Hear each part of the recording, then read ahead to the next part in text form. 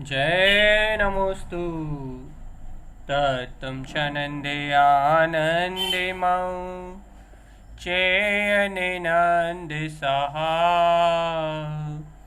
परमिताते पदे बिंदे पौ नमियो सिद्धि शुभा गुरु वेशे गुपति रुई गुपति ज्ञान सहकार तारण तरण समर्थ मुनि गुरु संसार निवार धम्म जुक्तौ जिनेवरे हम अरे थति अरे तह जो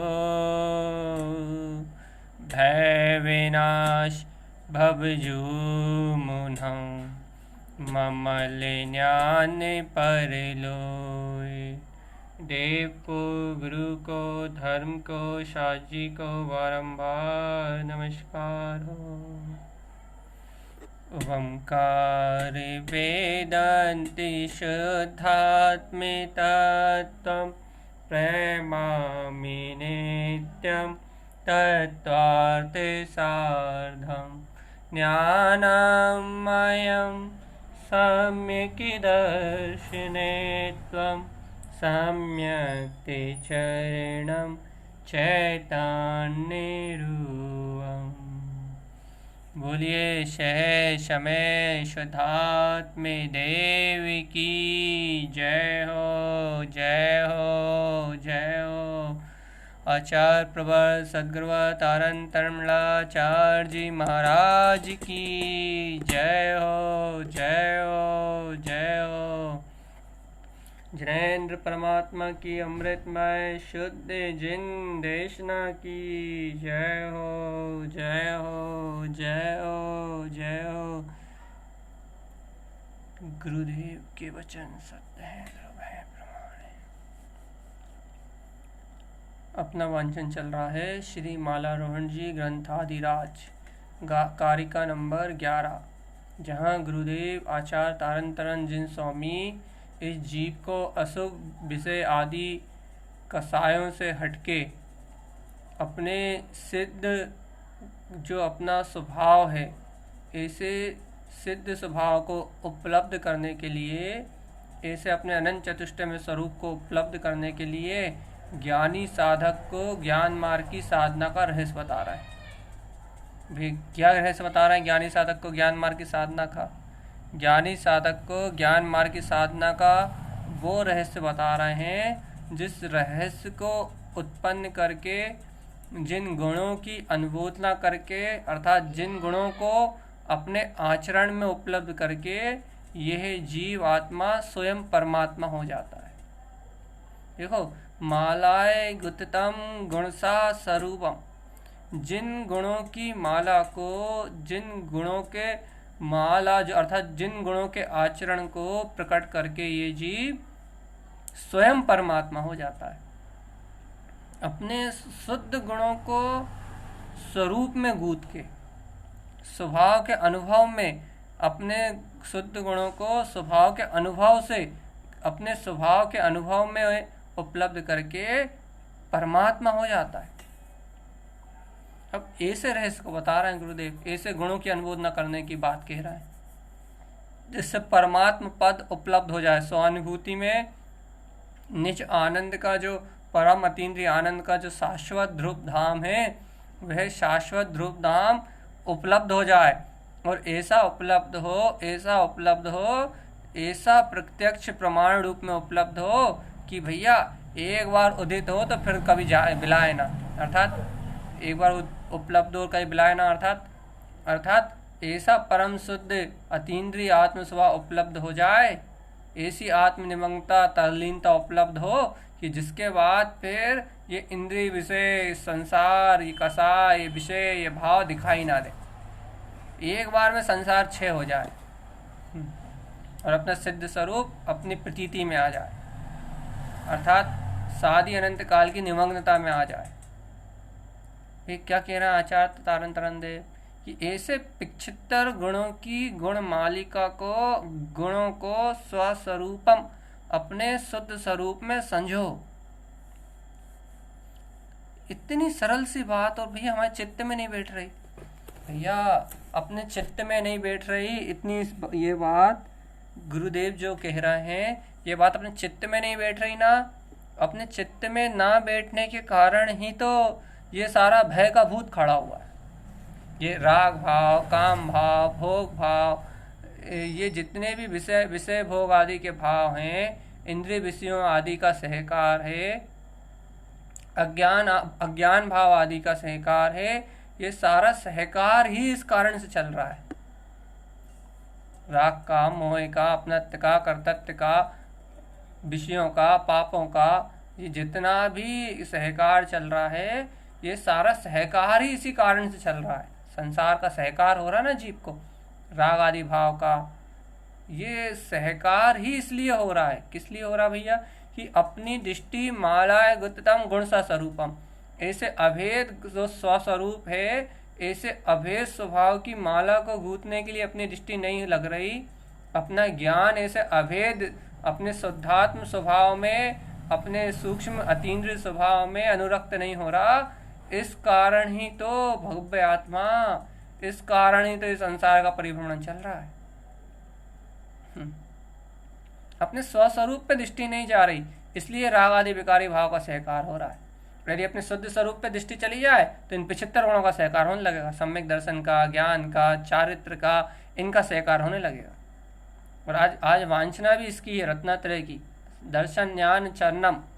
देखो देव के गुण गुरुदेव ने बता दिए भैया, कितने भैया 5 परमेष्टि, भैया रत्नात्रय बता दी, गुरु के गुण बता दिए 3 रत्नात्रय में, शास्त्र के गुण बता दिए 4 अनुयोग में, सिद्धों के गुण बता दिए भैया 8 गुण, और भाई 16 कारण भावनाएं बता दी, धर्म में आचरण बता दिया। अब भैया ऐसे 75 गुणों में जो ये गुण कहे गए, इन गुणों को धारण करने के मूल में मूल गुण, अब जिसकी चर्चा उत्पन्न हो रही है वो दर्शन, सम्यक दर्शन।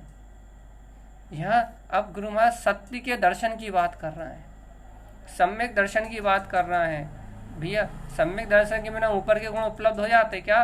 अरे भैया सम्यक के बिना गुण उपलब्धि नहीं होता। देव की श्रद्धा, सच्चा श्रद्धानी सम्यक है, लेकिन अब यहाँ सम्यक दर्शन की निर्मलता की बात कर रहे हैं, सम्यक दर्शन की शुद्धता की बात कर रहे हैं, अष्ट अंगों की शुद्धता की बात कर रहे हैं, अष्ट अंगों के में आचरण करने की कह रहे हैं गुरु महाराज। और शुद्धता से ऐसे दर्शन की शुद्धि के लिए कह रहे हैं, ज्ञान की शुद्धि के लिए कह रहे हैं, चारित्र की शुद्धि के लिए कह रहे हैं। वो तो कह रहे हैं रत्नात्रय को धारण करो और माला गुप्तम गुण सा स्वरूपम, अपने अतीन्द्रिय आनंद में बैठो, निर्ग्रंथ अवस्था को उपलब्ध करो और अपने शुद्ध गुणों की माला को गूंथो, एकांत में वास करो, शुद्ध गुणों की माला को गूंथो। इस चतुर्गति संसार की यात्रा में क्या रखा है? इन पाप वैसे कसायों में क्या रखा है? इन पुण्य पाप की क्रियाओं में क्या रखा है? इन राग देश भोग विषय कसाय आदि में क्या रखा है? इन कर्तव्य भोक्तत्व की मानताओं में क्या रखा है? यहाँ तो संसार में धोखा है, मायाचारी है, मोह का पूरा परिणमन है, कर्मों का खेल है, एक एक समय की पर्याय का परिणमन है। इस 84 लाख योनियों के परिभ्रमण में क्या है चेतन? तेरी आत्मा का क्या है? तेरे हित का क्या है? तेरे सुख के लिए क्या है? इस पूरे चतुर्गति 84 लाख योनियों के परिभ्रमण में आत्मा के लिए कुछ भी नहीं है, कुछ भी नहीं है, कुछ भी नहीं है भाई। इस पूरे 84 लाख योनियों के परिभ्रमण में आत्मा के लिए कुछ भी नहीं है। हाँ, कुछ भी नहीं है। जब इस पूरे 84 लाख योनियों के परिभ्रमण में आत्मा के लिए कुछ भी नहीं है, आत्मा का कुछ भी नहीं है, तो भगवान आत्मा या परिभ्रमण क्यों कर रहा है? बस इतना ही तो खेल है कि आत्मा का यहाँ कुछ भी नहीं है, लेकिन आत्मा अपने आत्म शक्ति को, अपने आत्म गुणों को भूल के यहाँ चतुर्गति संसार में परिभ्रमण कर रहा है। अशुभ संस्कारों को लेके आया ना इस पंचम काल में, अशुभ और असाता वेदनी रूप संस्कारों को लेके आया ना, मन की इच्छाओं और भावनाओं में कुंठित होके आया है ना। तो इस पंचम काल में बाहर का वातावरण में भी बाहर के वातावरण में भी ये अशुभ भाव और अशुभ भावों का परिवेश चल रहा है। राग आदि विषय कसायों का मिथ्यात का बोलबाला चल रहा है। बढ़ चढ़ के मिथ्या क्रियाओं का ही सहकार की राग की प्रवृत्ति हो रही है। और भैया बाहर में भी वही माहौल है, परिस्थिति काल भी अनुकूल नहीं है। और भैया अंतर में भी जीव के वही संस्कार पड़े हुए हैं। अंतर में भी जीव को वही रुचि पड़ी हुई है, अज्ञान की, विषय की, कसाय की, पाप की। तो भैया अवगुणों में आचरण करने का जीव को क्या है भैया? एक व्यसन है। इंद्रिय विषय, पाप, कसाय, इन अवगुणों में आचरण करने का जीव को व्यसन है। और जीव इस व्यसन का उपभोग कर रहा है। सुबह से लेकर शाम तक अपने संस्कारों का, इंद्रिय विषयों का उपभोग करता हुआ 5 पापों में लीन है। क्या रखा है? क्या रखा है? विकथा, पाप, व्यसन, इनमें सुबह से लेकर शाम तक जीवन निकल रहा है। अपने आत्मस्वरूप का सहकार करने का भाव कहाँ है? बस ये सारा अपराध कब तक है? ये सारा विषय भोगों का सहकार कब तक है?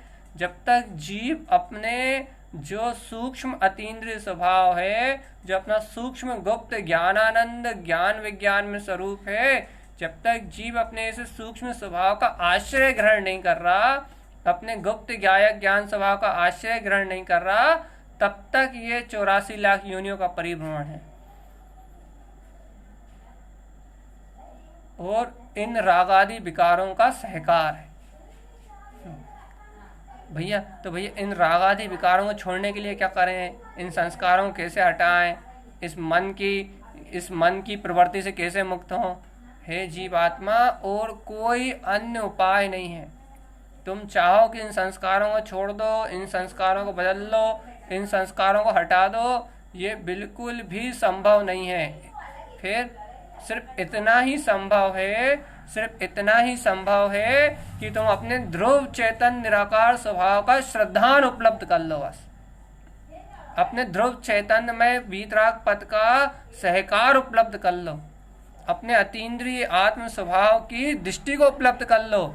जितना गहरा अपने ध्रुव स्वभाव का आश्रय उपलब्ध कर लोगे, जितनी गहराई से अपने अतीन्द्रिय आत्म स्वभाव को सहकार कर लोगे, स्वीकार कर लोगे, उस सहकारिता, उस स्वीकारता के बल पे ये जितना अशुद्ध भाव गल जाएगा, जितना अशुद्ध भाव मिला जाएगा, बस उससे ही संस्कार टूटेंगे बस। और अपने स्वभाव के अलावा, अपने स्वभाव के सहकार के अलावा ये संस्कार एक पल के लिए भी टूटने वाले नहीं है। ये संस्कार एक क्षण के लिए भी हटने वाले नहीं है। यदि आप सोचो भैया कुछ और करके अपने संस्कार बदल लें, कुछ और करके अपने संस्कार तोड़ लें, तो भैया एक भी संस्कार नहीं टूटेगा। सब जितना भी कर्म उदय टलेगा, जितना भी ये जीव मुक्त होगा, जितना भी ये जीव सुखी होगा, वह जीव सिर्फ एक ही कारण से सुखी हो सकता है बस। जितना अपने अतीन्द्रिय स्वभाव का आश्रय ग्रहण कर ले, जितना अपने वीतराग ध्रुव स्वभाव की सच्ची श्रद्धा और महिमा जगा ले, जितना अपने चैतन्यमय ज्ञान घन पिंड का बहुमान उपलब्ध कर ले, मात्र उतने ही अंश में इसके दोष बिलाएंगे, उतने ही अंश में इसकी कर्तव्य भुक्तत की मानताएं बिलाएंगी, उतने ही अंश में इसकी कसाएं क्षीण होंगी। और भैया जितनी कसाएं गलेंगी, जितना ये अशुभ संस्कार गलेंगे, अशुद्ध संस्कार गलेंगे, उतना ही जीव चतुर्गति की यात्रा से मुक्त हो पाएगा बस। उतना ही जीव इस चतुर्गति के पंच परावर्तन के जो परिभ्रमण है, इस परिभ्रमण से छूट पाएगा। नहीं तो 84 लाख योनियों का चक्कर तो चल ही रहा है। अनंत चतुर्गति संसार परिभ्रमण की यात्रा चली रही है भैया। यहाँ गाथा क्या कह रही है? हाँ, बोई गाथा ही का वांचन कर रहा है भैया, दूसरा वांचन ही नहीं कर रहा है। गाथा ये कह रही है कि मालाय गुत्तम गुणसा स्वरूपम। यदि तुम्हारी दृष्टि अपने गुणों को गूंथने, अपने स्वस्वरूप पे नहीं है, अपने ध्रुव स्वभाव पे नहीं है, तो तुम्हें अवगुण ही दिखाई देंगे। संसार रूप ये अशुद्ध भाव का ही सहकार होगा। और यदि तुम्हारी दृष्टि स्वस्वरूप पे जाएगी, तुम्हारी दृष्टि शुद्धात्म स्वभाव पे जाएगी, अपने मुक्त पद पे जाएगी, अपने शाश्वत स्वरूप की आराधना करने की भावना प्रकट होगी, तो आचार्य तारण देव कह रहे हैं आज वांछन है दर्शन ज्ञान चरणम। भैया सम्यक दर्शन, सम्यक ज्ञान और सम्यक चारित्र रूप गुण उपलब्ध हो जाएंगे। भैया सम्यक दर्शन, सम्यक ज्ञान, सम्यक चारित्र रूप गुण उपलब्ध हो जाएंगे, अर्थात भैया सम्यक दर्शन ज्ञान चारित्र रूप उत्पन्न हो जाएंगे गुण, अर्थात अपने आत्म स्वभाव की सहकारिता का भाव उत्पन्न हो जाएगा। अपना जो शुद्ध स्वभाव है, अपना जो निराकार चेतन में भगवान आत्मा है, इसके सहकार का भाव उत्पन्न हो जाएगा। भैया कैसा भाव? भैया मैं आत्मा हूं ना, मैं चैतन्य में परमात्मा हूं ना, मेरे अंतर में मेरा अतीन्द्रिय आत्मिक सुख है ना, ऐसे अतीन्द्रिय आत्मिक सुख का सहकार करने का भाव उपलब्ध हो जाएगा। भैया कैसा अतीन्द्रिय आत्म सुख? देखो गुरु महाराज क्या कह रहे हैं, गुरु महाराज क्या बता रहे हैं? गुरु महाराज कह रहे हैं कि भैया सबसे पहला गुण है जीव के लिए सम्यक दर्शन, इसकी निर्मलता का भाव उत्पन्न हो जाना चाहिए। भाई सम्यक दर्शन अर्थात सम्यक दर्शन के 8 गुण, सम्यक दर्शन के 8 गुण उपलब्ध होना चाहिए ज्ञानी से ज्यादा। जैसे धर्म के 10 लक्षण कहे थे ना, जैसे 16 कारण भावनाओं को कहा था ना, वैसे ही अब सम्यक दर्शन के 8 गुण को कह रहा है। सम्यक दर्शन के 8 गुण बहुत विशेष चर्चा है। सम्यक दृष्टि श्रावक के जीवन की बहुत विशेष चर्चा है। भाई क्या क्या चर्चा है ये? क्या कह रहे हैं गुरुदेव? वो कह रहे हैं कि भैया दर्शन की निर्मलता को देखो आप। भाई कैसी दर्शन की निर्मलता? निशंकित अंग। क्या आपको निशंक भाव उपलब्ध हुआ है? मैं ध्रुव हूँ, मैं शुद्ध हूँ, मैं ज्ञान विज्ञान में हूँ, मैं अतीन्द्रिय आनंद में ध्रुव सकता हूँ। क्या ऐसा तुम अपने ध्रुव स्वभाव को लेकर निशंक हुए हो? पूर्ण निशंकता, निशंकित अंग। क्या मैं तो ध्रुव त्रिकाली भगवान आत्मा हूँ, इन पर पर्यायों से पार मैं तो ध्रुव चेतन में निराकार परमात्मा हूँ। क्या ऐसे ध्रुव वीतराग स्वभाव को लेकर तुम निशंक हो? ना मैं जन्मता ना मैं मरता। अरे इस संसार में ना मेरा जन्म होता ना मेरा मरण होता। मैं तो इस जन्म मरण की सारी व्याधि से पार, इस जन्म मरण के सारे दुख से पार, इस संसार पर्याय परिभ्रमण की सारी यात्रा से पार, मैं तो त्रिकाली ध्रुव गायक ज्ञान विज्ञान में एकमात्र अभेद वीतराग ध्रुव तत्व मात्र, निशंक, बिल्कुल निशंक, एकदम निर्भय, कोई भय नहीं, कोई शल्य नहीं, कोई चिंता नहीं, एकदम निशंक। मेरा स्वभाव तो ध्रुव है, ध्रुव। मेरा आत्मा तो ध्रुव ज्ञान विज्ञान में ही है, एकदम निशंक स्वरूप। भैया मैं तो ज्ञान विज्ञान में परमात्मा हूं ना, मेरा आत्मा तो मुझ में ही विलस रहा है ना। ऐसे चेतन में आत्मा का स्वभाव देखो ना। मेरे आत्मा में तो आत्मा के अतीन्द्रिय आनंद में गुण है ना, मेरी आत्मा में तो मेरे आत्मा का ही शुद्ध स्वरूप है ना। तुम्हें ऐसे निशंक भाव, अपने आत्मा में ऐसा निशंक भाव, ना कोई भय ना कोई सल और ना कोई शंका, एकदम निशंक। मैं तो ध्रुव में बिल्कुल किला हुआ हूं, ध्रुव मेरी सत्ता है। भैया ऐसा क्यों? ऐसा क्या है? ये ध्रुव ही मेरा रूप है बस, ध्रुव ही मेरा ज्ञान स्वरूप है बस, शुद्ध ध्रुव। ऐसी निशंकता रहे अपने अंतर में, ऐसा बिल्कुल निशंकपना। भैया क्या कि ये ध्रुवता ही मेरा स्वरूप है ना। देखो इतनी जोर देके क्यों कह रहा हो आप भैया? क्योंकि जब तक ये जीव आत्मा अपने अंतर में निशंक नहीं है, अपने आत्म स्वभाव में निशंक नहीं है, जब तक ये जीव आत्मा अपने ज्ञायक स्वभाव में निशंक नहीं है, तब तक यह जीव इस चतुर्गति की यात्रा से नहीं छूट सकता। अपने में निशंक रहने की बात है यहाँ, अपने में निशंक रहने की बात है कि भाई निशंक काय का भय? जन्म का भय, मरण का भय, इस लोक भय, परलोक भय, वेदना, भय, रोग का डर है। काय का डर है तुम्हें ये बताओ ना। अंधरक्षा, अगुप्ति, मरण, ये क्या क्या काय से भयभीत हो? इन पर्यायों का परिणाम ही तो बदल रहा है ना। इन पर्यायों की अवस्था ही तो परिवर्तित हो रही है ना। इन बदलती हुई पर्यायों की अवस्था में तुम्हारा आत्मा का क्या परिवर्तन हो रहा है? आत्मा के गुणों में क्या परिवर्तन हो रहा है? आत्मा की ध्रुव चेतन सत्ता में क्या परिवर्तन हो रहा है? आत्मा तो अभेद, अतीन्द्रिय, ज्ञान विज्ञान में चेतन स्वभाव वाला है ना। इस आत्मा में क्या कोई परिवर्तन हो रहा है? यह आत्मा तो परिवर्तन से रहित है ना। इस आत्मा में तो कोई भी भय नहीं है ना। देखो देखो देखो, अंतर से स्वीकार करके देखो, अंतर में गुप्त होके देखो, क्या ऐसा निशंक भाव अंतर से उत्पन्न होता है? बिल्कुल कोई भय नहीं है, एकदम निशंक भाव, बिल्कुल निर्भय, एकदम निशंक। ध्रुव ध्रुव ध्रुव ध्रुव ध्रुव ध्रुव ध्रुव, एकदम निशंक, बिल्कुल निशंक। भैया ध्रुव में मेरी सत्ता है ना, ध्रुव ज्ञान में मेरा स्वभाव है ना। इतनी निशंकता, इतनी निर्भयता अंतर में रहे भैया। निशंक, बिल्कुल निशंक। ये निशंक, यदि ऐसा निशंकता का भाव अंतर में उपलब्ध होता है, यदि ऐसा निशंक, यदि जीव अपने चेतन स्वभाव के लिए यदि ऐसा निशंक रहता है, तो ही आगे के अंगों का काम बन सकता है। तो ही जो आगे के अंग हैं उनको जीव जान सकता है। क्यों भैया, ऐसा क्यों? इसलिए क्योंकि अपने ध्रुव स्वभाव में निशंक हुए बिना, अपने निज गुणों में निशंक हुए बिना जीव अवगुणों को कैसे छोड़ेगा? ये बताओ ना। आज तो सिर्फ इतनी चर्चा कर लो तो बहुत है।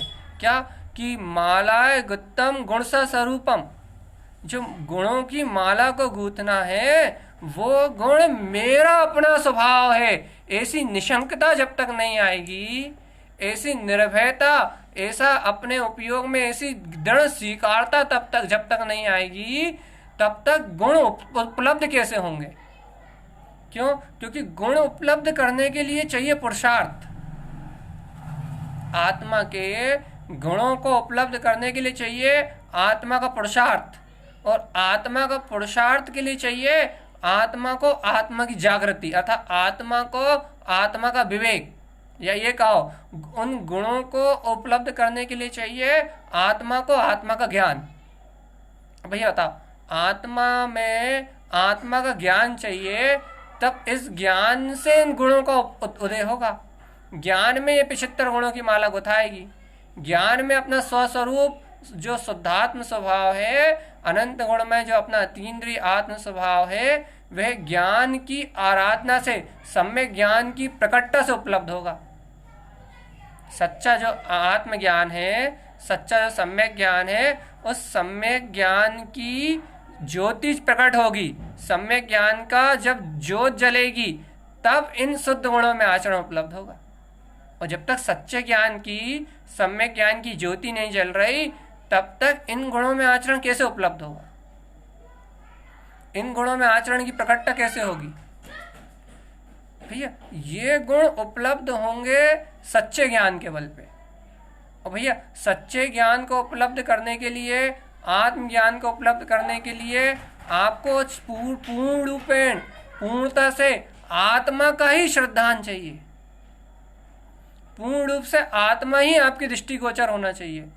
पूर्ण रूप से स्वभाव में आपकी निशंकता चाहिए।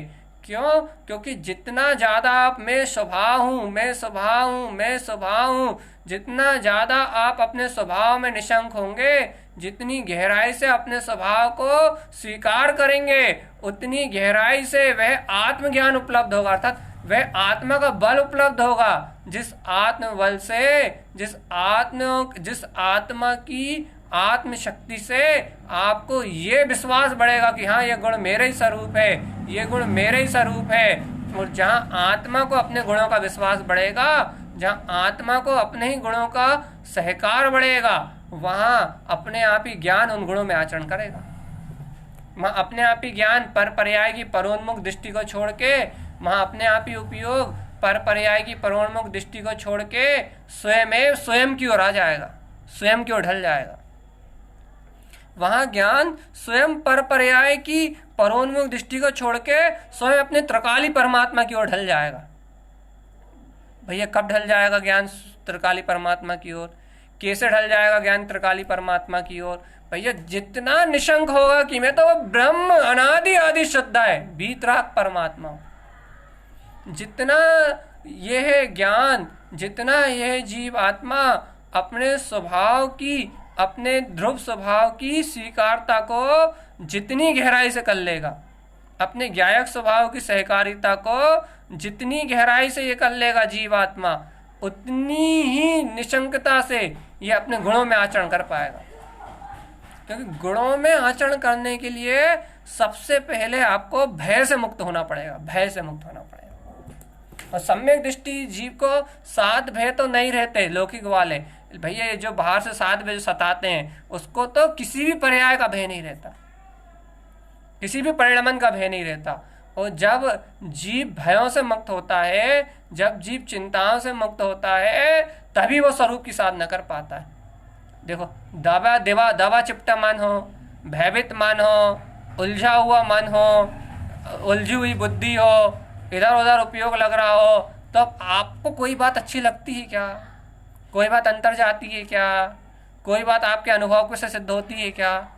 जब डरा हुआ हो, जब चिपटा हुआ हो, जब कुंठित हुआ मन हो, तब अच्छी बात भी आपको रुचि करने लगती, अपने हित की बात भी रुचि करने लगती।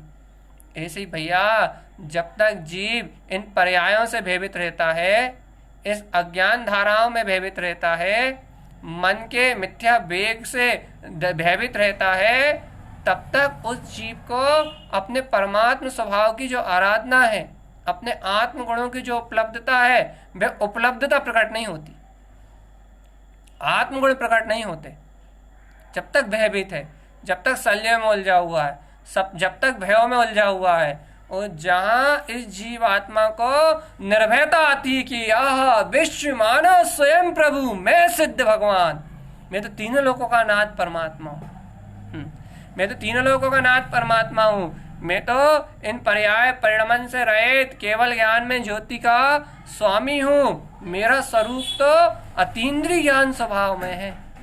जहाँ जीव को अपने गुणों की ऐसी विश्वास, अंतर से विश्वास होता है, अपने गुणों का अंतर से विश्वास होता है, अपने गुणों का अंदर से श्रद्धान होता है कि अहो मैं तो ऐसा अतीन्द्रिय आनंद में परमात्मा हूँ, मैं तो ऐसा शुद्ध बुद्ध भगवान आत्मा हूँ, मेरे अंतर तो आत्मा के अनंत गुण बरत रहे हैं, मेरे अंतर में तो आत्मा की अनंत शक्तियाँ बरत रही हैं, ऐसे 75 गुणों का स्वामी मैं तो चैतन्य में भगवान आत्मा हूँ, चैतन्य में भगवान आत्मा हूँ। जहाँ जीव को अपने अंतर में बैठे हुए अपने ही परमात्मा स्वभाव के प्रति निशंकता आती है, अपने ही अनंत गुणों के प्रति निशंकता आती है, उसी पल से यह जीव सम्यक्त के गुणों को उपलब्ध करना प्रारंभ कर देता है। और सम्यक्त गुणों को उपलब्ध करने का अर्थ यह है उसी समय से इस जीव को अपने स्वभाव का सहकार प्रारंभ हो जाता है, अनंत गुणमय सत्ता सामने दिखने लगती है, फिर भेद नहीं दिखता अरिहंतों में और अपने आत्मा में, सिद्धों में और अपने आत्मा में। ये जो अनंत शुद्ध गुण का है ना आत्मा के, इन अनंत गुणों में और अपनी आत्मा में भेद नहीं दिखाई देता, फिर आत्मा इन अनंत गुणों में परमात्मा ही जानने में आता है। निशंकता आती है, निशंकता, जिन भगवान के वचनों को सुन के निशंकता आती है, निर्भयता आती है। कैसी निर्भयता भैया, कैसी निशंकता? अरे भैया ये निर्भयता आती है, ये निशंकता आती है कि अरे मैं आत्मा ही शुद्ध स्वरूप परमात्मा हूँ, ये कर्म मेरा क्या बिगाड़ लेंगे, ये कर्मों की सत्ता से मुझे क्या अंतर आएगा, इस कर्मों के होने वाले परिणमन से मेरा क्या बिगड़ेगा, मैं तो वो शुद्ध चैतन्य में परमात्मा सत्ता हूँ, मेरा क्या इन कर्मों से बिगड़ेगा, मेरा क्या इन भाव से कुछ बिगड़ेगा, मैं तो परम अतीन्द्रिय आनंद में वो परमात्मा हूँ, वो सिद्ध स्वरूप आत्मा हूँ जो अजर और अमर और अविनाशी है। मेरा क्या इन सल विसल्यों से, इन सल विकल्पों से मेरा क्या बिगड़ने वाला है, मेरे में क्या अंतर आने वाला है। ऐसा ऐसा इन पर्यायों के, इस परिणमन के भय से मुक्त होके, भय जीव निशंक होके अपने आत्मा का, अपने स्वभाव का गुणानुवाद प्रारंभ करता कि हाँ हाँ हाँ हाँ हाँ, मैं ध्रुव चैतन्य में निराकार सत्ता हूं। मैं तो जिन भगवान के वचनों को स्वीकार कर रहा हूं, जिन भगवान की वाणी में जो सत्य आया है, मैं तो ऐसे ध्रुव सत्य को अंगीकार कर रहा हूं कि मेरा चेतन में ध्रुव स्वभाव ही एकमात्र मेरी सत्ता है बस। इसके अलावा बाकी सब माया है, मोह है, संसार की व्यवस्था है। मैं तो इस संसार के पर्याय परिणमन से बिल्कुल रहित चेतन में आत्मा। जो जीव अपने स्वभाव में इस प्रकार से निशंक होता है, जो आत्मा अपने स्वभाव में इस प्रकार से निशंक होता है, जो आत्मा अपने स्वरूप में इस प्रकार से निशंक होता है, उस जीव को ये सम्यक दर्शन का सोपान प्राप्त होता है। सम्यक दर्शन का अंग, पहला अंग ये कौन सा भैया? ये निशांकित अंग उत्पन्न होता है। सबसे पहले शंका बिलाती हैं, सबसे पहले शंकाएं बिलाती हैं, शंकाएं भय बिलाते हैं। जो अनेक शंकाएं पड़ी हुई जीव के अंतर में, अनेक प्रकार के भय पड़े हुए हैं, सबसे पहले वो शल्य शंकाएं बिलाती हैं, भय बिलाते हैं और जीव निशंक होता है। निशंक भगवान, जब तक एक भी भय आपके पास है अपने स्वभाव को लेके, जब तक एक भी शल्य आपके पास है, तब तक आप स्वभाव में प्रवेश नहीं कर सकते। अर्थात शल्य भय मतलब जब तक आप एक भी अशुद्ध पर्याय को अपना रूप मान रहे हो, जब तक आप एक भी अज्ञान भाव को अपना स्वीकार कर रहे हो, जब तक आप एक भी नश्वर अवस्था को अपने में स्वीकार कर रहे हो, तब तक सच्चा श्रद्धा नहीं हो सकता। जब तक आप जिन भगवान के वचनों से विमुख होके, जब तक आप इन पर्याय परिणमन को स्वीकार कर रहे हो, तब तक आपको सच्चा श्रद्धा नहीं हो सकता। और जब तक आपको सच्चा श्रद्धा नहीं है, सच्ची श्रद्धा नहीं है, तब तक आप सम्यक रत्न को उपलब्ध नहीं हो सकते। जब तक आप शुद्ध सम्यक रत्न को अपने अंतर से उपलब्ध नहीं कर सकते। भैया कसाय बिलाएंगी या नहीं बिलाएंगी ये विषय बाद में है। पहले तो ये बताओ कि जो परम शुद्ध अतीन्द्रिय आनंद में चैतन्य घन स्वरूप है, उस स्वभाव को आप कितनी भजनदारी से स्वीकार करते हो, उस स्वभाव को आप कितनी प्रियता से स्वीकार करते हो, आपको कितना रुचिकर है वे अपना अतीन्द्रिय आत्म स्वभाव।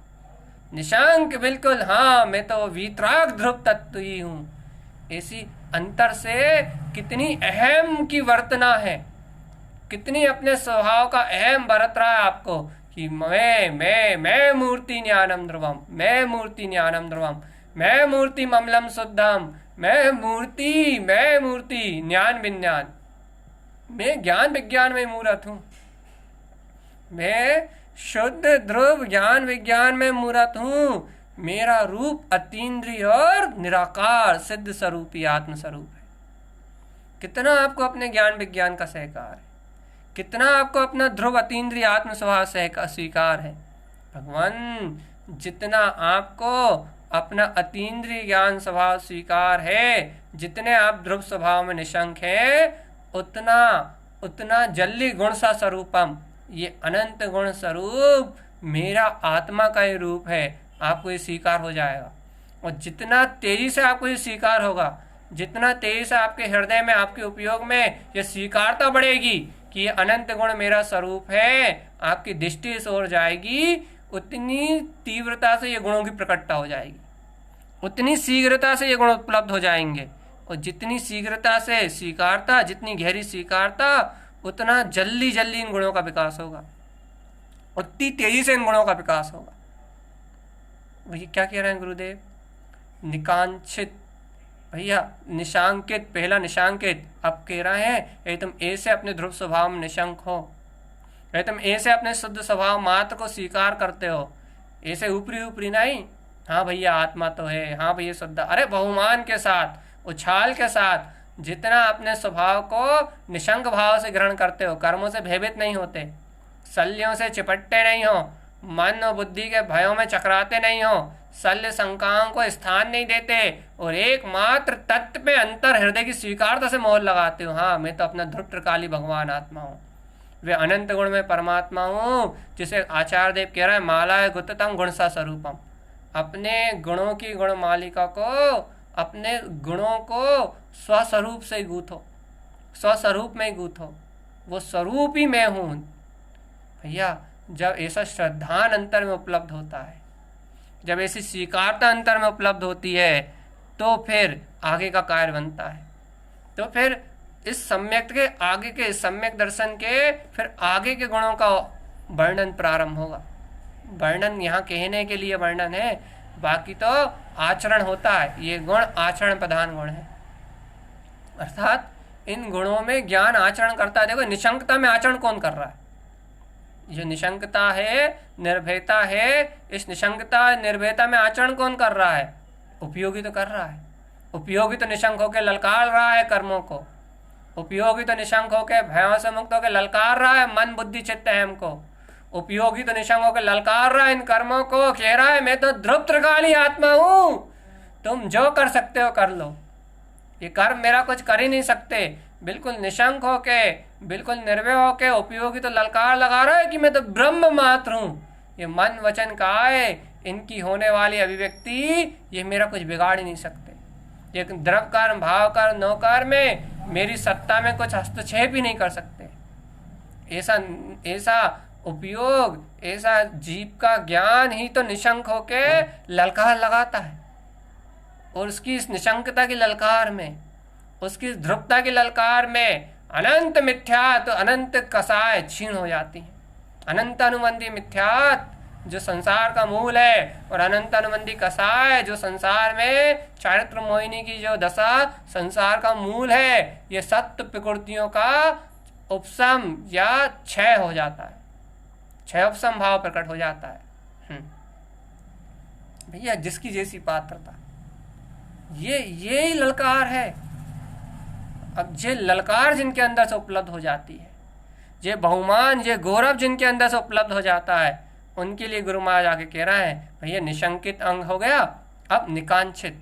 अब बताओ भैया, जहाँ आत्मा का अतीन्द्रिय सुख है, जहाँ शुद्धात्म स्वरूप बरत रहा है, जय हो अतीन्द्रिय आनंद स्वभाव, जहाँ अपना ध्रुव वीतराग पद, अपना स्व समय स्वरूप जानने में आ रहा है, वहाँ इस अतीन्द्रिय आनंद का जहाँ सहकार है, वहाँ पर पर्याय की कौन सी कामना, क्या भोगने की इच्छा होगी? काय की कामना करूं? इस संसार में क्या मांगू? इस संसार में क्या है मेरे योग जिसका मैं उपभोग करूं? इंद्रिय विषय, कामना, वासना, राग, मोह, धन, दौलत, पुत्र, परिवार, चक्रवर्ती और इंद्र सरी के पद, ये सब तो क्षणभंगुर और विनाशिक अवस्था है। ये सब तो इंद्रिय जन्य अशुद्ध उपभोग है। इनमें मैं क्या चाहूं? इनमें मैं क्या मांगूं? इनमें मैं क्या प्राप्त करूं? इनसे मुझे क्या मिलने वाला है? अरे ये तो क्षणभंगुर काक बीट सम है।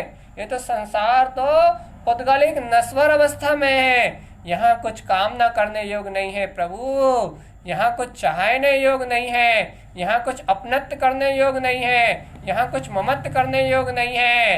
अरे मेरा अपना तो अपना परिपूर्ण अतीन्द्रिय आनंद में अपना जो निकांक्षित स्वभाव है, अर्थात जहाँ आत्मिक रस का सरोवर भरा हुआ है, जहाँ अनंत गुणों का पिंड भरा हुआ है, जहाँ अनंत अतीन्द्रिय आनंद उपभोग भरा हुआ है, ऐसा आत्मिक सुख का स्वयं स्वामी हूँ मैं, स्वयं स्वामी हूँ मैं, निकांक्षित।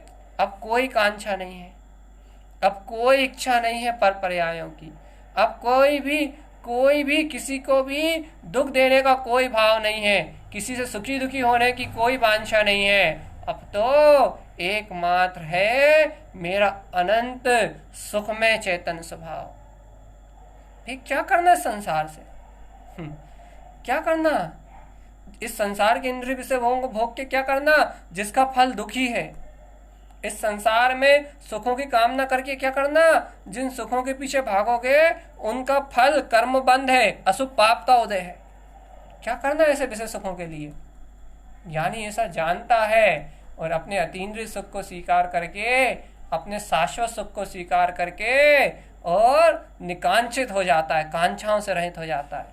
अच्छा, खुद विचार करो, यदि अंतर की सारी इच्छाएं समाप्त हो जाएं, अर्थात समाप्त ना हो, अर्थात नश्वर जानने में आ जाए, अपनी आत्मा से भिन्न जानने में आ जाए, सारे राग देश के परिणाम आपको, सारी इच्छाएं पुत्र से सुखी होने की, भाव से सुखी होने की, धन से सुखी होने की, ये क्या बोलते हैं, समाज से सुखी होने की, यदि इनसे अपनत्व की अपेक्षाएं बिला जाएं, इनसे सुखी होने की भावनाएं, इंद्रियों में सुखी होने की भावनाएं, यदि इच्छाएं आपको क्षणभंगुर लगने लगे, विनाशिक लगने लगे, अपने आत्मा से भिन्न लगने लगे, तो बताओ इस तीनों लोकों में कोई ऐसी शक्ति है जो आपको दुखी कर सकती है? इच्छा ही दुख है। इच्छा निरोध तपा, इच्छाओं का निरोध करना ही तप है। ये आशा, तृष्णा, अपनत्व, यही दुख का कारण है। चैतन्य आत्मा, ये राग की आग ही जीव के लिए विषैली है, दुख का कारण है। यदि आपको पर से आस टूट जाए, यदि पर की कांक्षा अंदर से पर की कांक्षा टूट जाए, अर्थात इन इंद्रियों में सुख नहीं है, पुत्र परिवार में सुख नहीं है, यदि ऐसा भाव अंतर से उपलब्ध हो जाए, तो इस त्रिलोक में तुम्हें कोई दूसरा दुखी करने वाला नहीं है। कोई दूसरा तुम्हें शत्रुगति संसार में भटकाने वाला नहीं है, कोई दूसरा तुम्हें पीड़ा देने वाला नहीं है। तुम्हें पीड़ा यदि कोई दे सकता है तो तुम्हारी तृष्णा, तुम्हारी अपेक्षा, तुम्हारी कामना के अलावा कोई दूसरा तुम्हें दुखी करने वाला नहीं है। इसलिए सम्यक दृष्टि जीव पहले निशंक होता है, अपने ध्रुव स्वभाव में निशंक होता है, फिर निकांक्षित होता है, सभी इच्छा, अपेक्षा, इंद्रिय सुखों को नश्वर जान के अपने अतीन्द्रिय आत्म सुख, अपने शाश्वत उपभोग को नित्य और अपने में जानता है। और फिर भैया इसी क्रम में आगे बढ़ता हुआ निर्विचिकित्सा। क्या है भैया निर्विचिकित्सा? ये निर्विचिकित्सा क्या है भैया? भैया ये जो निर्विचिकित्सा अंग है, ये क्या है भैया? जो वस्तु है जो तुम्हें सामने दिखाई दे रही है, किसी से तुम द्वेष करते हो, किसी से राग करते हो, अर्थात किसी से घृणा करते हो, किसी से प्रीति करते हो, भैया क्या है ये आत्मा का स्वभाव। गुरु माई ने गाथा दी ना उपदेश संसार में कि भैया ये जो निंदा घृणा है, ये घृणा आत्मा का स्वभाव नहीं है। फिर भाई आत्मा का स्वभाव निंदा नहीं है तो ये विचिकित्सा आत्मा का स्वभाव नहीं है। विदम ना, ये जो विदम है, जो निंदा है, जो गिलानी है, ये आत्मा का स्वभाव नहीं है। भाई आत्मा का स्वभाव क्या है? आत्मा का स्वभाव तो प्रीति है, संसार से प्रीति नहीं। आत्मा का स्वभाव तो वो अपने आत्म गुणों से प्रीति करना है। अपने आत्मा का जो अनुराग है, अपने आत्मा से जो आत्म स्वभाव की जो प्रीति है, वो आत्मा का स्वभाव है। ये राग द्वेष करना आत्मा का स्वभाव थोड़ी ना है, घृणा करना आत्मा का स्वभाव थोड़ी ना है। भाई काय से घृणा कर रहे हैं हम? भैया देखो, ये जो संसार में जो अशुद्ध वस्तुएं दिखती हैं, उनसे तो घृणा करते ही हो तुम, मल मूत्र आदि, इनसे तो घृणा करते ही हो। इनको तो तुम अपने में क्या बोलते हैं, देखना पसंद करते ही नहीं हो। लेकिन भगवान जी एक बात तो बताओ, अरे इन अशुद्ध वस्तुओं से, ये पुद्गल में तो अशुद्ध कुछ है ही नहीं, लेकिन फिर भी तुम इसे अशुद्ध मान के इनसे घृणा करते हो, ये बात तो ठीक है। लेकिन द्वेष की परिणति घृणा रूप में हर समय तुम्हारे साथ है या नहीं?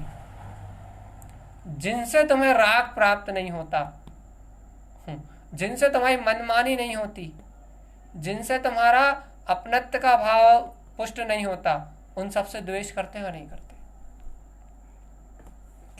गिलानी द्वेष, ये आत्मा का स्वभाव नहीं है भैया। ये राग द्वेष दोनों आत्मा का स्वभाव नहीं है। फिर भाई आत्मा का स्वभाव राग द्वेष नहीं है तो फिर अरे इन राग द्वेष की विचिकित्सा, इससे पार ये राग द्वेष की जो घृणा है, ये तुम्हें जो गिलानी का भाव है, इस गिलानी से पार जो तुम्हारा निश्चल वीतराग स्वभाव है, धर्म से जो अनुराग है, अर्थात जो तुम्हारा अंतर में, तुम्हारा चेतन में स्वभाव है, इससे जो प्रीति का जो तुम्हारा भाव है भैया, बस ये निर्विचिकित्सा, अपनी आत्मा की चिकित्सा, अपनी आत्मा को हष्ट-पुष्ट करना। कैसे होगी अपनी आत्मा हष्ट-पुष्ट? कैसे होगी अपनी आत्मा की चिकित्सा? अज्ञान भाव में रत रहने से होगी क्या? मोह भाव में रत रहने से होगी क्या? कर्तृत्व भाव में रत रहने से होगी क्या? अरे आत्मा की चिकित्सा इन विभाव राग आदि परिणाम से नहीं होगी, फिर आत्मा की चिकित्सा होगी ज्ञाया ज्ञान स्वभाव में अनुरक्त रहने से। तुमने कभी जिन भगवान के वचनों को सुना है? हे प्राणी चेतन आत्मा, क्या कभी तुमने जिन भगवान के वचनों को सुना है? क्या तुमने कभी वस्तु स्वरूप को सुना है? क्या तुमने जिन भगवान की दिव्य देशना को कभी अंगीकार किया है? यदि तुमने जिन भगवान की देशना को अंगीकार किया है तो तुम जानोगे कि वो जिन भगवान ने जो वचन कहे हैं, जो जिन भगवान ने जो वस्तु स्वरूप कहा है, उस वस्तु स्वरूप को स्वीकार करके, उस वस्तु स्वरूप को अंगीकार करके जो इस आत्म सत्ता को ज्ञान अमृत का आहार मिलता है, जिस आत्म सत्ता को ज्ञान अमृत की खुराक प्राप्त होती है, भगवान वह ज्ञान अमृत ही इस आत्मा की निर्विचिकित्सा है। अर्थात वह ज्ञान अमृत ही इस जीव आत्मा को जन्म मरण के दुखों से मुक्त करने वाला है। क्या ऐसे ज्ञान आहार को ग्रहण करके निर्विचिकित्सा अपनी आत्मा की चिकित्सा करते हो? चिकित्सा करना है, आत्मा को कर्मों के बंधन से बांध के दुर्गतियों में नहीं ले जाना। चिकित्सा करना है आत्मा को इन विकारों से मुक्त, इन कर्म बंधनों से मुक्त, शुद्ध और बुद्ध अपने शाश्वत स्वरूप में उपलब्ध करना है। स्वानुभव में वो तो उपलब्ध है ही, अपने स्वानुभव में उपलब्ध करना है। भैया इस ज्ञान अमृत को ग्रहण तो करो। इस ज्ञान अमृत को ग्रहण करने से आत्मा में अनंत बल जागेगा, और आत्मा का जो अनंत बल है वो ही निर्विचिकित्सा है। बस बाकी सब विचिकित्सा है। कहना, सुनना, बोलना, बताना, ये राग देश के सारे परिणाम सुबह से लेकर शाम तक आत्मा को राग देश से जो आप कस रहे हो, अर्थात राग देश की वृत्ति से जो आत्मा का घात कर रहे हो, वो सब विचिकित्सा है। आत्मा जन्म मरण को प्राप्त हो रही है, अर्थात एक एक समय की पर्याय में एकत्र करके तो मर ही रही है, भाव मरण तो कर ही रही है। राग देश में भाव मरण तो कर ही रही है, और पुद्गल शरीर के साथ जन्म मरण भी कर रही है। चतुर्गति यात्रा की परिपाटी भी चल रही है। क्या करें भैया? भैया कितना सरल मार्ग है ज्ञान विज्ञान, कितना सरल मार्ग है जिन भगवान की वाणी में, कितना सरल उपदेश है जिन भगवान की वाणी में। अरे निशंक हुए हो तुमने जाना है कि मैं त्रिलोकीनाथ हूँ, तुमने इच्छाओं का परित्याग किया है कि निकांक्षित स्वरूप है मेरा। तो भगवान अब यहाँ क्यों कमजोर करवा पड़ रहे हो? जब निशांकित हो, निकांक्षित हो, तो फिर ये राग देश मेरा स्वभाव नहीं है, ये घृणा मेरा स्वभाव नहीं है। मेरा स्वभाव तो संसार से राग देश करना नहीं, मेरा स्वभाव तो अपने आत्म गुणों को, अपने आत्म स्वरूप को प्रीति पूर्वक देखना है। बस आत्म गुणों से प्रीति करना मेरा स्वभाव है। बस। और देखो गुरु माँ की गाथा भी यही कह रही है। क्या कह रही है? मालाय गततम गुण सा स्वरूपम, अपने स्वरूप में जो गुण विद्वान है उनसे प्रीति करो, निर्विचित सांग हो जाए। देखो देखो देखो, अब आगे आगे चलो, आगे चलो, आगे चलो। गुरु महाराज कह रहा है क्या? अमूढ़ दृष्टि। बताओ भैया मूढ़ता क्या है? अनादिकाल से जन्म मरण क्यों हो रहा भैया? भैया मूढ़ता है कारण। मूढ़ता क्या है? इन पर पर्यायों को देखना, इन पर पर्यायों के साथ रत रहना, और इन पर पर्यायों में एक में होके इनकी ही मानता में लग के इनके साथ ही परिणमित होते रहना, इन्हें ही अपना रूप मानना। अनादिकाल से यही तो मूर्ता है। मूर्ता अर्थात ये दिखने वाला सारा सम्यक से रहित जितना भी स्वभाव है, सत्य आत्मा से, शुद्धात्म स्वभाव से रहित शुद्धात्मा को छोड़ के ये जितना भी संसार है ये सब मूर्ता ही तो है। चाहे पुत्र हो, चाहे परिवार हो, चाहे मकान हो, चाहे दुकान हो, ये सब कुछ जहाँ दिखाई दे रहा है, पंच इंद्रिय के विषय, ये सब कुछ तुम्हें कहाँ से दिख रहा है? ये सब मूर्ता ही तो है। ये मूर्ता में तो पूरा दुनिया है। और भगवान अमूढ़ दृष्टि में क्या है? अमूढ़ दृष्टि में ये सम्यक दृष्टि जीव को अपने इस निज चेतन में तत्व का भान है, इन पंच इंद्रियों से मुक्त जो अपना निराकार चेतन में स्वभाव है, इस निराकार स्वभाव की दृष्टि उपलब्ध हो गई है। ऐसे निराकार स्वभाव की दृष्टि उपलब्ध हो जाने से इस संसार में कुछ भी मेरा है ऐसी मूर्ता टूट जाए, समझना अमूर्त दृष्टि अंग प्रकट हो गया। इस संसार में, इस पुद्गल पर्याय में, इस अचेतन लौकिक जगत में कुछ भी मेरा है ऐसी मान्यता टूट जाए। यहाँ कुछ भी मेरा नहीं है, यहाँ पुद्गल में कुछ भी मेरा नहीं है, यहाँ पर्याय परिणमन में कुछ भी मेरा नहीं है, यहाँ एक एक समय की अवस्था में कुछ भी मेरा नहीं है। मैं एक एक समय की पर्याय अवस्था से पार निज शुद्धात्मा चेतन प्रकाशवान परमात्मा अर्थात राग आदि से भिन्न निराकार तत्व भगवान आत्मा हूँ, ऐसा सहकार हो जाए तो अमूर्त दृष्टि। अब कोई मूर्ता शेष नहीं रही भैया, अब कोई संसार की यात्रा का परिणमन शेष नहीं रहा। अब संसार की यात्रा तो एक समय का परिणमन की धारा में रह गई, अब संसार का परिणमन तो एक समय की धारा मात्र रह गया, लेकिन जीव ने अमूर्त दृष्टि अंग को उपलब्ध कर लिया। अब वे इन पर्यायों को अपना नहीं मानता, इस परिणमन में एकमेक नहीं होता, इस पर्याय धारा को अपना स्वीकार नहीं करता, इस परिणमन की धारा में बिल्कुल भी रंच मात्र भी अपना कुछ भी नहीं है, ऐसा ही हमेशा जानता है। ऐसा नहीं कि राग की धारा चली तो राग में हो गए, द्वेष की धारा चली तो देश में हो गए, मूर्ता छोड़ देता, मूर्ता इनको मानना छोड़ देता है। फिर क्या मानता भैया? अपना दर्शन ज्ञान स्वभाव में, अपना चारित्र में, अपना स्वरूप अपने पास है ना, अपना ज्ञान विज्ञान में अपना स्वरूप अपने पास है ना, तो वे ऐसे ज्ञान विज्ञान में स्वरूप में आचरण करता है। भैया इनके व्यवहार लक्षण भी तो कह दो। अरे भैया जो अंतर से मूर्ता को तोड़ देगा वे अपने आप ही मिथ्या वचन मन वचन का विश्वास क्यों करेगा? बे भैया वे संसारी लौकिक आगुरु अगला के पास काहे को जाएगा? बे भैया अज्ञानी मूढ़ व्यक्तियों का संग क्यों करेगा? व्यवहार लक्षण तो स्वयं प्रकट होंगे, लेकिन भैया अमूर्त दृष्टि तो अंतर में प्रकट होगा। भैया अगला अंग 5वां अंग है उपगुहन, और इस अंग की अनंत विशेषता है, क्योंकि ये अंग आपको इस गाथा से मिलान करेगा।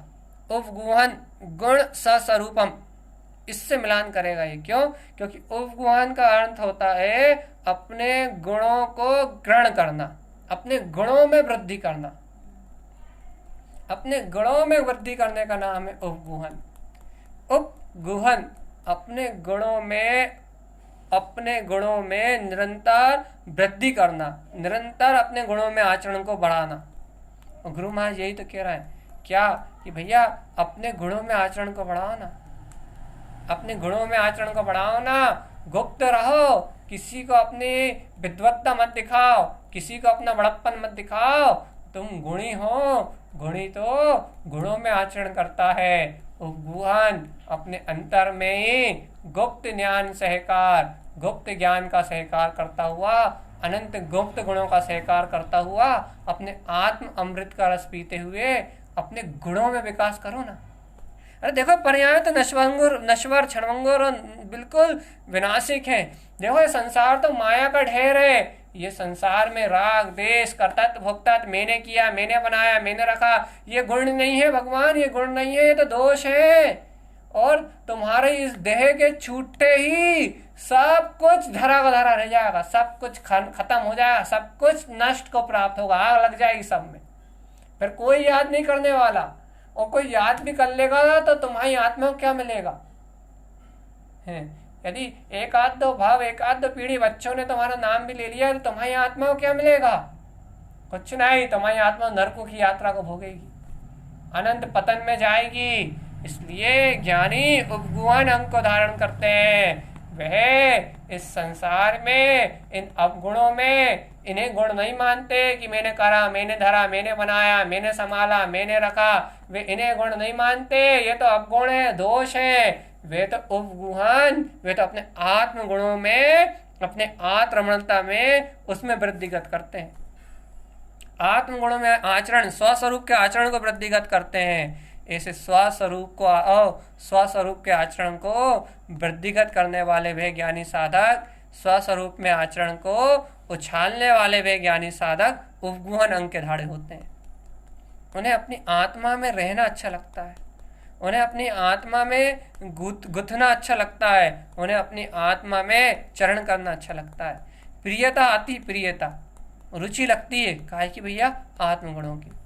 उपगुहन भैया गूंथते हैं अपने आप को गूंथते हैं, अपने आप को अपने अंतर में, अपनी अंतर साधना में अपने गुणों को गूंथते हैं, इसका नाम है उपगुहन भैया। और बाहर में यदि किसी ज्ञानी पुरुषों के दोष दिखाई दे तो उनकी प्रचार प्रसार नहीं करते, उनको दुनिया में बताते नहीं हैं, फिर उन्हें गुप्त रख के, उन दोषों को छिपा के, उनका स्थितिकरण करके, उनको समझा के, उन्हें उन दोष, उन अवगुणों से मुक्त करने का नाम भी व्यवहार में उपगुहन है। निश्चय आपको उपगुहन अंग गुणों में आचरण यदि आपको समझ में आ जाए, ज्ञान में आचरण आपको समझ में आ जाए, तो आपको ज्ञानी के दोषों को निकालने का जो तरीका है, सम्यक प्रकार है, वो भी पता लग जाएगा। और यदि आपको उपगुहन नहीं है तो फिर आप उनकी निंदा करते फिरोगे, उनकी बुराई करते फिरोगे, उनकी चुगली करते फिरोगे, फिर आप उस गुप्त रहस्य को नहीं जान पाओगे। बिना उपगुहन अंग के ज्ञानी जीवों के रहस्य को समझा नहीं जा सकता, तो फिर उनका संबोधन कहाँ से होगा। अब है स्थितिकरण भैया। स्थितिकरण ये तो सबसे विशेष अंग समझो। क्यों भैया? क्योंकि यहाँ तो गुरु महाराज ने कह दिया स्थितिकरण। अब अस्थिरता का काम ही नहीं है। जब तुम निशंक हो अपने ध्रुव स्वभाव में, जब तुम्हें संसारी कोई कामना नहीं है, निर्विचिकित्सा, जब राग देश से तुम्हें लेना नहीं है, अमूढ़ दृष्टि, जब पर पर्याय कोई मानताओं को तुम सब छोड़ के आए हो, उपगुहन, जब आत्मगुणों की रमणता का विकास करते हुए तुम यहाँ आ रहे हो, तो स्थितिकरण अब ना कहना है ना सुनना है। अब तो स्थितिकरण, अब तो स्थिर रहो कि मैं ध्रुव तत्व भगवान आत्मा हूँ। अब तो स्थिर रहो, स्थिर दृढ़ रहो, दृढ़ स्थिर चित्त हो, बिल्कुल स्थितिकरण। मैं तो वे ध्रुव वीतराग पद वाला केवल ज्ञान प्रकाशक शक्ति का स्वामी, मैं परमात्मा ही हूँ। अब जरा सा भी हिलो डोलो मत। मन वचन काय की भ्रम की नीतियों में मत चकराओ, कर्मों की भ्रम रूप अवस्था में मत चकराओ, मन वचन काय के परिणमन में मत चकराओ। अब तो स्थितिकरण, बिल्कुल स्थिर रहो, अपने दृढ़चित रहो अपने स्वभाव में। अब काय का भय, अब काय की सल, अब कैसी चिंता है, तुम बताओ, खुद बताओ। अब काय का भय है, अब काय की सल है, अब कैसी है चिंताएं, अब कैसा है ये भाव। अब तो दृढ़ता से रहो, अब तो दृढ़ता से स्थिर रहो। अब तो बिल्कुल देखो ही मत पर पर्याय को। अरे यदि कोई दूसरा धर्मात्मा जीव धर्म से डिग रहा हो, भयभीत हो रहा हो, मन में उलझ रहा हो, तो उसको स्थितिकरण करो, उसको भयभीत मत करो, उसको भी निशंक करो और खुद भी निशंक रहो। कर्म धाराओं को कुछ मत मानो, कर्म धाराओं को, वर्तमान परिणमन को कुछ मत जानो। तुम तो स्थिर रहो मोक्ष मार्ग की साधना में, खुद भी अपने से जितना हो सके खुद स्थित रहो, खुद स्थित रहो अपने धर्म में, खुद स्थित रहो अपने स्वभाव में, और अन्य भव्य जीव मिले व्यवहार से तो उन्हें भी स्थितिकरण अंग दो, अर्थात उनको भी स्थित करो कि भैया यही सच्चा मोक्ष मार्ग है, यही सच्ची जिन्हें भगवान की आज्ञा है, यही सच्चा अपना ज्ञायक ध्रुव स्वभाव है। डरो मत, कर्मों को थोड़ी देर के हैं, कर्मों का भाव तो थोड़ी देर का है, ये वातावरण तो थोड़ी देर का है, ये सब पर्याय छह हो जाएंगी, ये सब कर्म गल जाएंगे। मेरा स्वभाव तो अपना शाश्वत और ध्रुव है। ऐसा विश्वास, ऐसी निष्ठा, ऐसा दृढ़चित अंतरात्मा से स्वाभिमान, ऐसा का ऐसा अंतरात्मा से विश्वास। भैया अब क्या है, थोड़े समय का परिणमन बचा है, खुद भी स्थित रहो और भैया दूसरों को भी भयभीत मत करो, डराओ मत, स्थित करो। किसी को भी विचलित करने में निमित्त मत बनना, धर्म में स्थिर करने में निमित्त बनो। चलो भैया आगे चलो, चलो आगे बढ़ो, अरे खुद भी आगे बढ़ो और दूसरों को भी आगे बढ़ने में निमित्त बनो। ये स्थिरता है, ये धर्म में स्थितिकरण है। अब गुरु महाराज कहते हैं वात्सल्य सबसे बढ़िया, सुपर, जो सबको अच्छा लगता है। लेकिन वात्सल्य का मतलब राग नहीं होता, वात्सल्य का मतलब राग नहीं होता। वात्सल्य जहाँ सम्यक दर्शन ज्ञान चारित्र आदि गुण आपको दिखाई दें, उन गुणों की अनुमोदना करने का अनुराग वात्सल्य है भैया।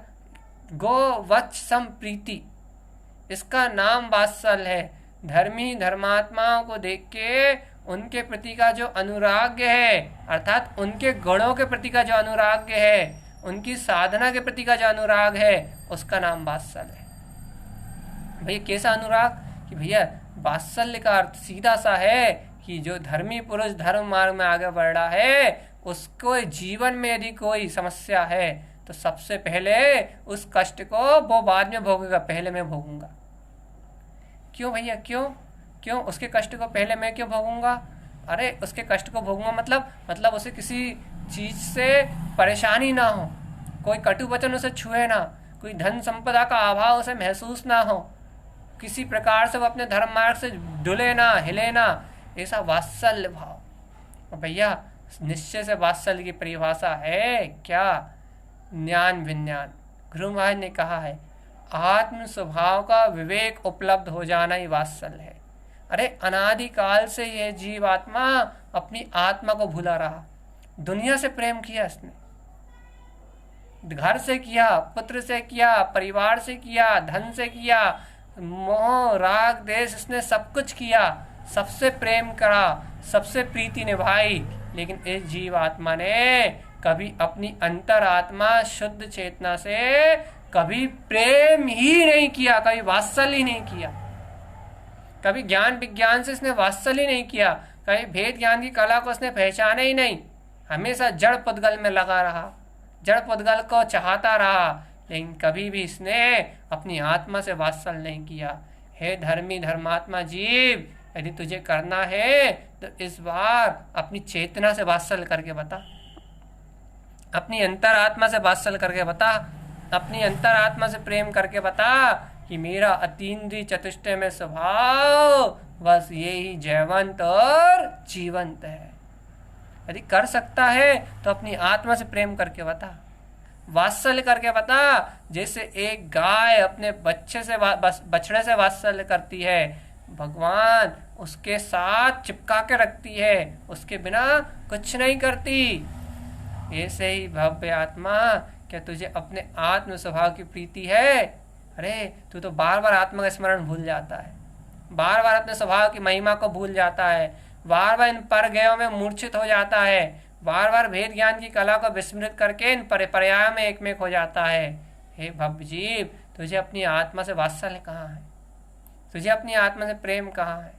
अरे गाय भी अपने बछड़े के बिना दूध नहीं देती, और तू तो अपने ज्ञान की अनंत चेतन शक्ति को इन पर्याय में बेखबर होकर लुटा रहा है।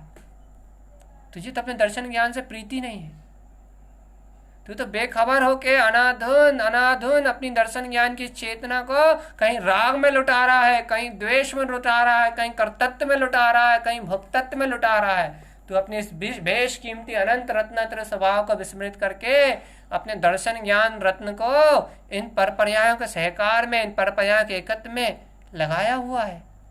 अरे प्रभु तू देख तो, तेरे अंतर में तेरा दैनिक प्रमाण चेतन ज्योति स्वरूप अतीन्द्रिय आत्मा प्रकाशित हो रहा है, तेरे अंतर में तेरा ज्ञान विज्ञान में सुख सत्ता चेतन बोधमयी तेरा आत्म स्वरूप प्रकाशित हो रहा है। ऐसे आत्म स्वरूप को प्रकाशित होता हुआ देख तो इससे वात्सल्य तो कर, इससे प्रेम तो कर। ये तो अपने ज्ञान विज्ञान में स्वभाव से प्रेम करेगा, अपनी आत्मा से वात्सल्य करेगा, तो अपने आप ही वात्सल विज्ञानम, ये वात्सल्य से विज्ञानम केवल ज्ञान उपलब्ध हो जाएगा, अपने ज्ञाताधिष्ठा स्वभाव उत्पन्न हो जाएगा, उपलब्ध हो जाएगा। उपलब्ध स्वानुभूति में स्पष्ट दिखता क्या?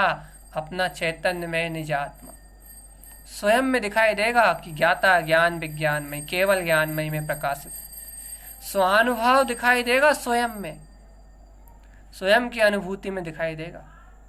भव्य आत्माओं, इस सम्यक के अंतिम गुण में अब आचार्य देव कहते हैं भैया निशंक हो गया, निकांक्षित हो गया, निर्विचित्सांग को उत्पन्न कर लिया, अमूढ़ दृष्टि सारी मूर्ताओं को छोड़ के आ गया, अवगुण गुणों में आराधना से अपने आत्मा में स्थित, आत्मा से प्रेम करने वाला, वात्सल्य अंग को उपलब्ध करने वाला ये जीव, यही सच्चा धर्मात्मा है, यही सच्चा धर्मज्ञ है, यही सच्चा ज्ञानी है। और ऐसा धर्मज्ञ, ऐसा धर्मात्मा जीव प्रभावना, भैया शुद्ध रत्नात्रय धर्म की प्रभावना करने का पात्र जीव है।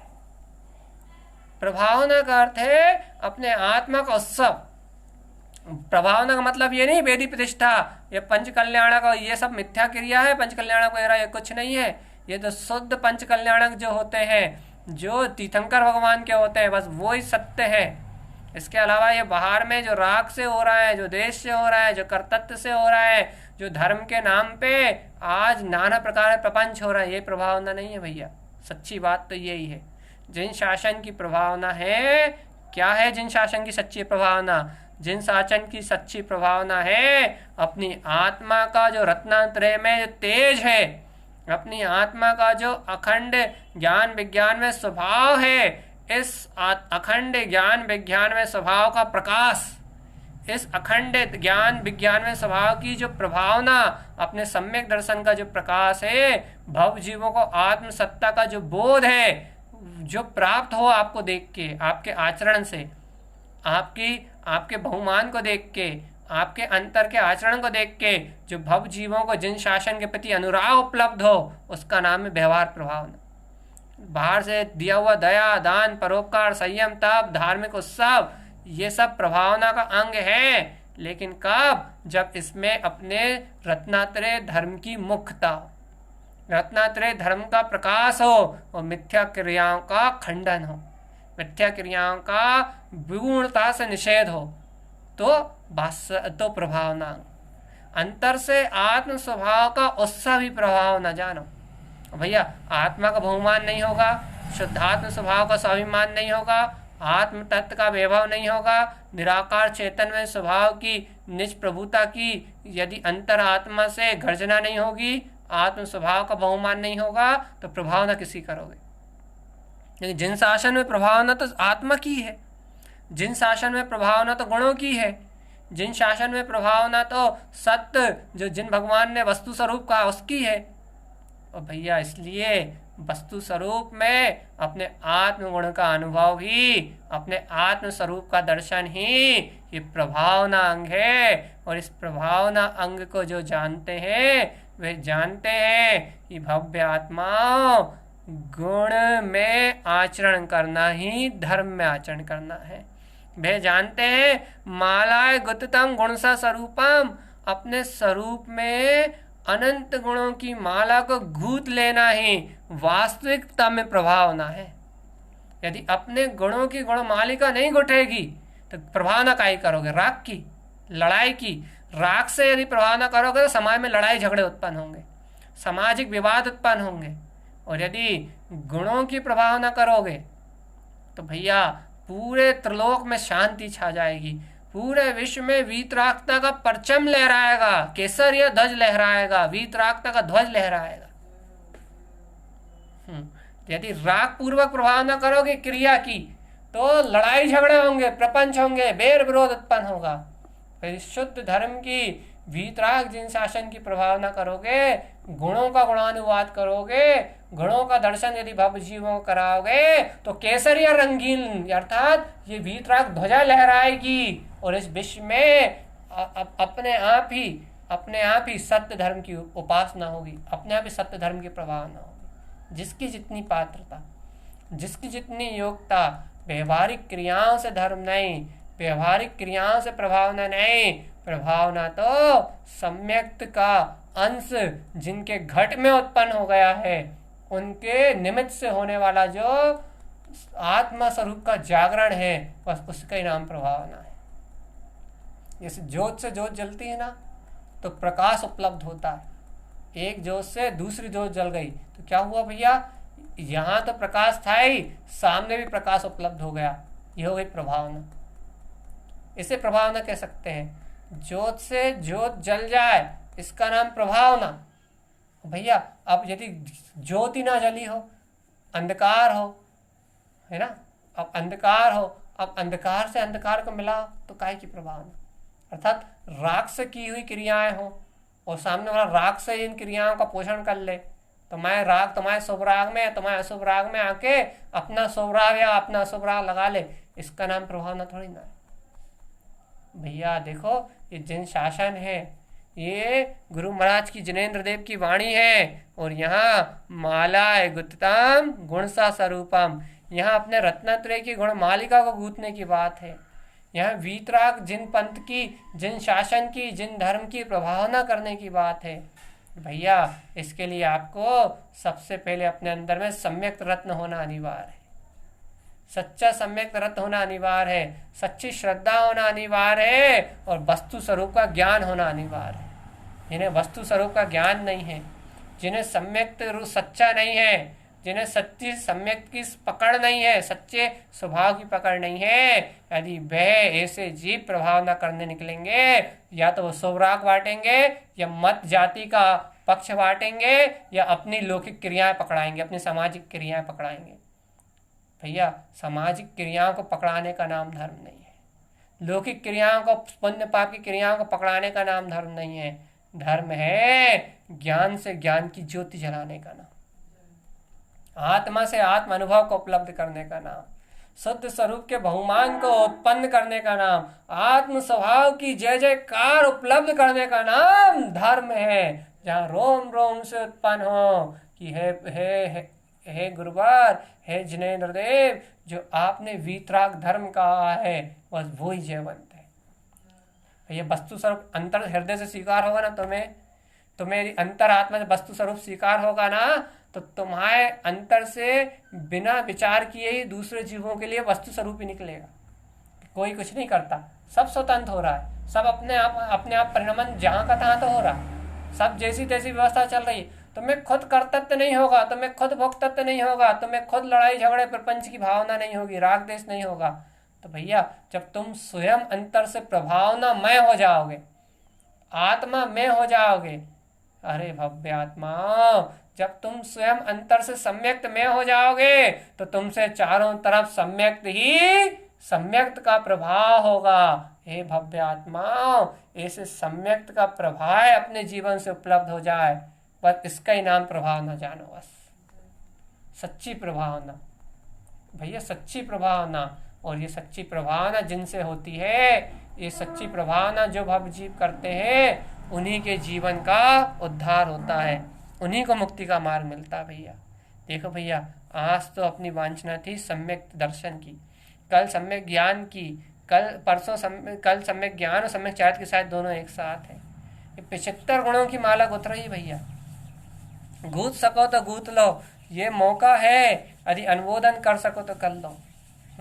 75 गुणों की माला गुथ रही है। अनंत काल के बाद मेरी आत्मा ये जान रही है कि गुण सा स्वरूपम, ये 75 गुण मेरी आत्मा का रूप है। अनंत काल के बाद मेरी आत्मा अनुमोदना कर रही है कि 75 गुण मेरा स्वभाव है, मेरा स्वस्वरूप है, मेरी अपनी आत्मा का गुण है।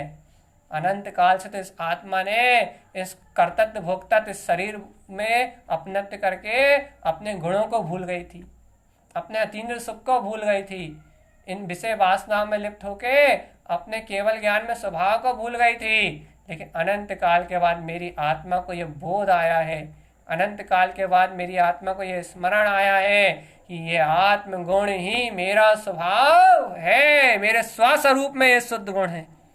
अनंत काल के बाद मेरी आत्मा को होश आया है, अनंत काल के बाद मेरी आत्मा को बोध आया है।